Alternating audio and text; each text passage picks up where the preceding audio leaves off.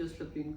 I'm a Parkinson's disease expert, and today I would like to share with you about deep brain stimulation surgery which is done in Parkinson's disease patients. So the first question is, do you require the surgery? If you do, then when is the ideal time to get it done? Now, if you are a Parkinson's disease patient and you have been on medications for many years, you might have noticed that your medications, which is mainly levodopa, starts affecting less as compared to before. As previously, if it was working for more hours, like 5 to 6 hours, now it's working only for few hours, like 2 to 3 hours. And you have to take multiple tablets of levodopa multiple times a day. Also, if you are developing side effects of levodopa, for example, dyskinesias in the body, abnormal involuntary body movements, then you might be the ideal candidate again. Also, in many cases, the hand tremors are not as well controlled with levodopa as earlier. So if you have any of these symptoms like waning effect of medications or side effects of levodopa, or you have uncontrolled or refractory tremor because of medication, then you might be the ideal candidate. Now, how do we decide that surgery is going to give you any good benefit? We often do an on and off testing for you. On and off testing means checking you or examining you in the off state, that is when the medicine is not working, and in the on state when the medicine is working for you. If there is difference of 33% or more in both the times, then you might be the ideal candidate which can benefit very nicely with the surgery. Now let's understand about the surgery. How do we do the surgery and what are the procedure or the steps of the surgery?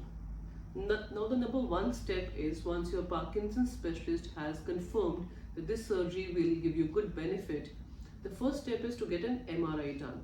This MRI is usually a very high resolution MRI in which we check that the target in which we are going to do the surgery is well preserved. Normally we have two targets in Parkinson's disease patient, the subthalamic nucleus and the globus pallidus interna. We usually decide this, that which target to go for you after examining you in detail, so that we can notice that which target will benefit you more. Now once this MRI is done, it normally helps us deciding that the volume of the target which we are going to use is good enough or not. Or you don't have any other comorbidities, like you don't have any stroke in the brain or previous hemorrhages in the brain. All this helps us in deciding that how do we go about the surgery. Now once the MRI is being done, on the day of surgery, we normally give you a frame or a helmet kind of thing to wear on your head and do a CT scan again. This CT scan exactly helps us in localizing the area in the brain where we exactly want to go or exactly want to stimulate the brain. Now what do we do in the surgery is we put two wires in the brain and give electrical stimulation in the area which is controlling the Parkinson's symptoms. Now it may sound very dangerous or scary to you, but this surgery is technologically very advanced surgery. It's a simple surgery. Let's go to the steps. Once we have done your CT scan and exactly localize the area where we want to enter, or which angle to enter, how much depth we want to enter, so that we don't injure any other brain areas, any normal parts of the brain, we finally do two holes in the skull. Now we do holes in the skull, not in your brain. The skull is the bone which is covering the brain. So normally the skull is a pain sensitive area. So we give local anesthesia in the skull which is covering the brain and do two holes. During all this procedure you are awake. The patient is normally kept awake because we want to check the symptoms in the surgery, that if it is benefiting you or not. So once we have done two holes in the brain, we usually insert two wires in the brain. Now the wires are usually very thin wires and there are different kind of wires available. Once we start inserting this wire in the brain at the exactly same angle or same depth that we had planned, we slowly start inserting it. We also record the electrical activity of the brain. Now in the brain, different parts of the brain have different electrical activity. For example, this part will have a different electrical activity as compared to the inside part. So as we keep inserting the wire in the brain, the recording is kept inside the OT on a computer to check if we are entering the right area or not. Once we have entered the area which we wanted to and confirmed it on the recording computer, we stop there and check for any side effects or any good effects. Now, once we have confirmed that we are in the exact same area where we are after recording, we also check the patient for any good effects. For example, we check if the tremors are controlled or not, if the slowness that we have seen previously is better or not, if the stiffness that is there in the patient is better or not. We usually check this by stimulating the wire while we keep it in the same place where we want it to be. This helps us in two ways. One, we can see how much the surgery is going to benefit the patient and how much symptoms can be recovered after the surgery. Two, we also localize the place. We want to be very sure that we are in the same place which we planned before, because the area we want to stimulate is a very small area and we do not want to miss that area. So multiple confirmations are done to confirm we are in the same place. The first confirmation, as I told you, recording, which we call micro electrode recording. The second confirmation is by stimulating that wire and checking for resolving of the symptoms. The last confirmation is done by doing a CT scan. Once we have inserted both the wires, we do a CT scan to confirm, to merge with the previous CT scan, so that we can see that we have reached the exact same area where we wanted to be, where it was planned.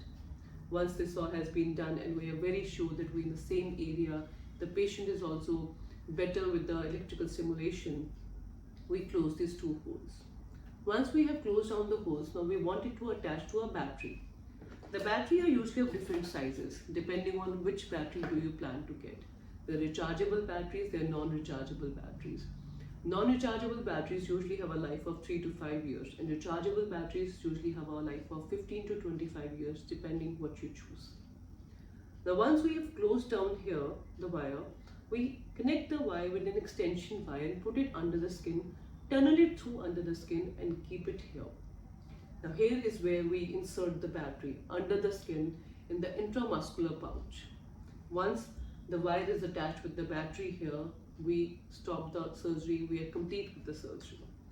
I have mentioned you the whole steps of the surgery in a very simple way. The surgery is a very technologically advanced surgery. It needs a lot of expertise inside the operation theatre, needs a lot of cooperation of the patient, of the neurologist, of the neurosurgeon, everybody inside the surgery.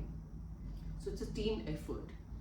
And I want to say this again and again because I want to confirm and tell you that you are very sure about this, that you should be getting the surgery done from a Parkinson's disease expert. The first step is screening. The person who can tell you that you are the ideal candidate, the surgery will benefit you or not. So this is normally done by a Parkinson's disease expert.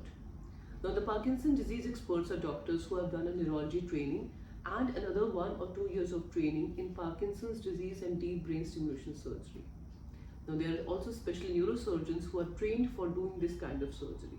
So it's very important that you get this surgery done from a team of experts so that you can have maximum benefits after the surgery. Once the surgery is being done, we usually start you with the previous medications that you were taking. And after 2 weeks, we usually start the battery and switch it on and give you stimulation. And we usually adjust the stimulation. Adjusting or tuning of stimulation is done at multiple intervals in the beginning, like 1 monthly or 15 days interval. And once the tuning is set, usually change it only after 6 months or once a year. Once the tuning is set after 2 weeks or a month, we usually start reducing your medications if we can. Most of the times we are able to reduce the medications in patients in whom medications were going very high doses. This is all.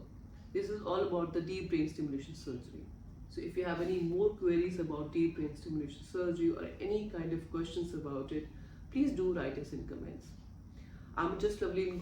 I'm a Parkinson's disease expert and I practice as head of Parkinson's and movement disorders at Paris Hospitals, Panchkula and at Neuroclinics, Mohali.